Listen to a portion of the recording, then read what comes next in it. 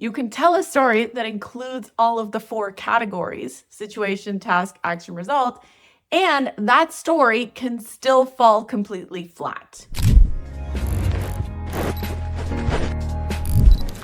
I'm going to give you an example of a story that fits the STAR method that falls flat, and after a story that fits the STAR method but gets you hired, actually has a direct impact on someone hiring you.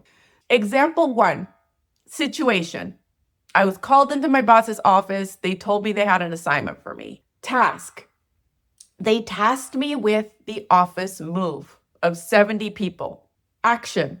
I executed the office move efficiently. Result. The move went well. We got from point A to point B, all of our furniture, all of our people, no hitches. It worked out really well. That's answer 1.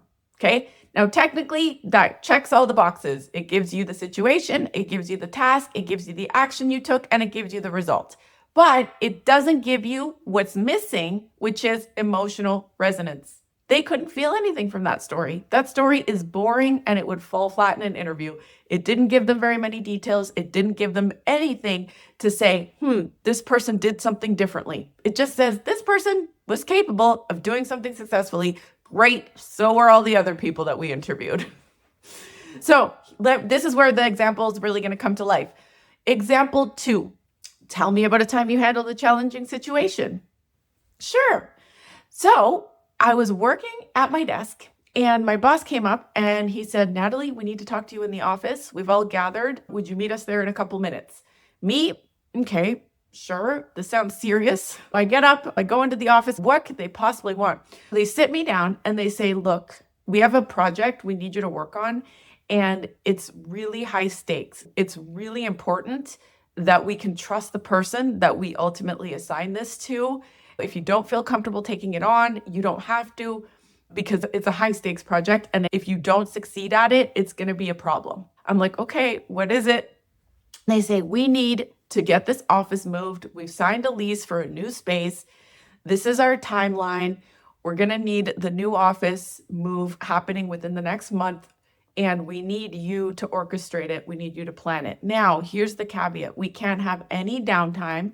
We need all of the equipment, including the servers and everything moved, and we need everybody on board. If there's any downtime, that's going to be a big issue and it could put the company at risk. So I just want you to understand how important this is. We need this done properly. I'm starting to think about it. I want to be somebody who's a team player. I want to cooperate. So I say, I'm in, no problem. I got this. Okay. So I leave the office, I leave the meeting room, and the first thing I do is I start Googling how to do an office move, how to successfully execute an office move. What comes up are a bunch of books on Amazon.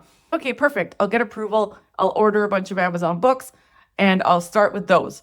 So the first book with the first page I open up says this. It says, the person who's usually assigned the office move is not qualified or equipped to deal with such a big task. So they often end up demoted or out of a job by the time the move is complete. I start freaking out at this point because especially what they just told me, right? They're telling me like, oh, you have to do a good job of this. If there's any downtime, it's going to put the company at risk. This is a high stakes project. So I'm freaking out at this point. I need to make sure that I cover all my bases. So what do I do next? I have a little freak out. I'm like, okay, this is what I'm going to do to ensure this goes well.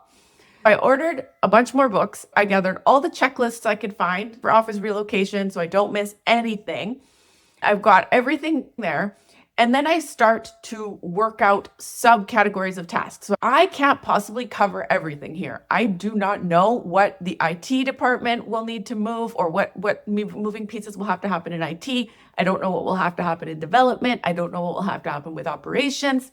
I don't know what will have to happen with the executives. I decided to assemble what was called a relocation team. I need somebody from each department to gather every week to make sure we've got all of our bases covered. Now, this includes someone from IT, someone from development, someone from operations, someone from the exec team. I need one representative from each team every week.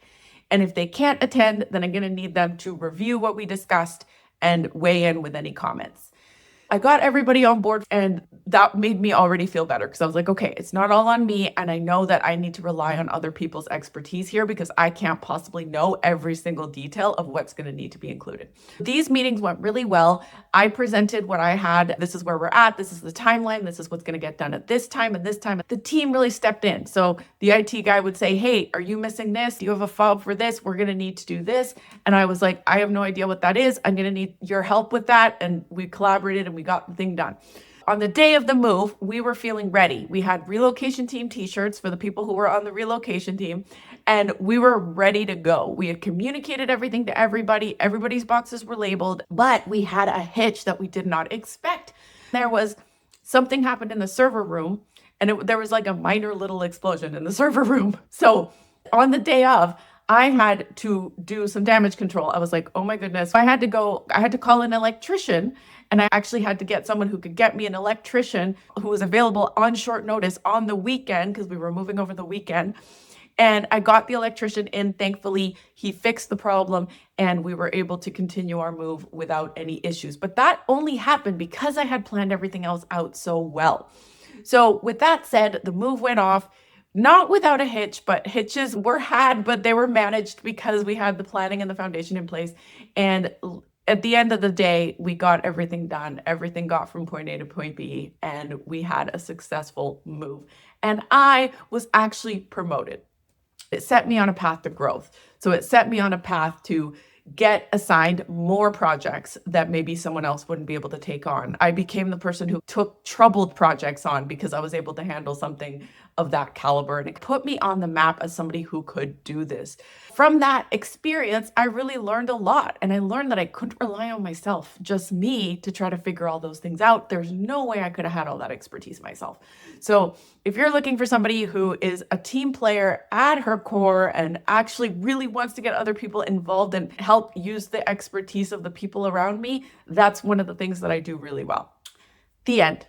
Story 1, very short, very boring. Story 2, humorous, more engaging, gets people more along for the ride. It shows a bit of vulnerability. So it's showing, hey, you know what? You didn't always have it all figured out. You didn't know always what was going on. You had a hitch happen, like you had a bit of a panic situation and you handled that.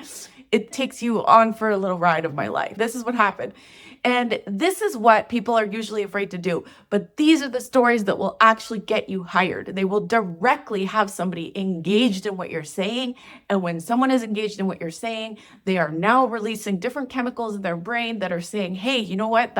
This person is somebody we want around. We want them in a crisis. We want them when we need to figure these kind of things out. We want someone like that in charge. That is what I was able to bring to the table just in a story that I told that maybe was like 4 minutes long.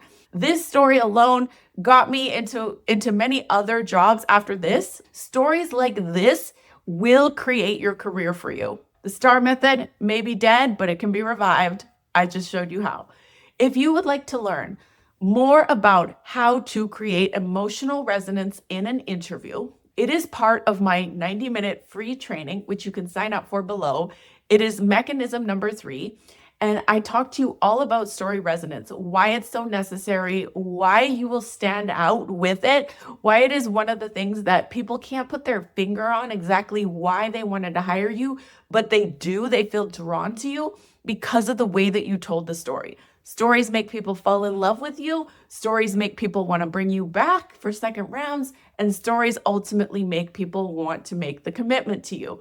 If you have a story, but it doesn't resonate emotionally, it will fall flat. It will not work. When you're up against other candidates, when you're down to the last 2 to 3 people, there needs to be different factors that make you stand out. Get that training. It's free. It's 90 minutes. I talk to you about 4 mechanisms that will help you land the job. The first one is dedicated to those of you who are not getting any interviews right now. You're not getting interviews. You're feeling like opportunities are scarce. Second, third, fourth are the mechanisms that help you close the offer. You will need to do more than most candidates are doing. And by that, I do not mean get more certifications or get more experience or get more of some knowledge of software. You need to communicate what you already have, and I show you how to do that. I've helped candidates from all over the world land higher paying positions with these tools. Don't miss out. Grab that workshop now. You can start watching it immediately.